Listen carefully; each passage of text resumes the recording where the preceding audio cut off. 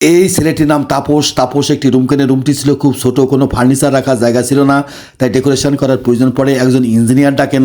Engineer এসে প্রথমে lower angle দিয়ে সুন্দর একটি খাট তৈরি করেন। খাটের পাশে দিয়ে শর্ট পাইট দিয়ে দেন, খাটের উপর কোমল বিছানা বিছিয়ে দেন।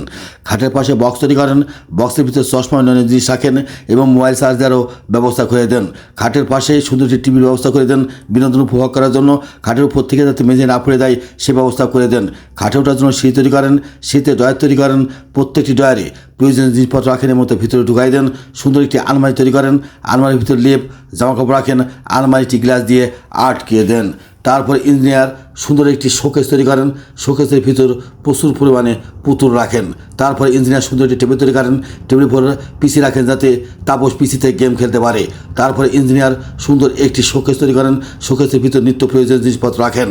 টাকা না মাকে বেশি ভালোবাসেন? যদি মাকে বেশি ভালোবাসেন কমেন্ট বক্সে লিখে দিন আই লাভ ইউ মা। দয়া করে চ্যানেলটিকে সাবস্ক্রাইব করুন।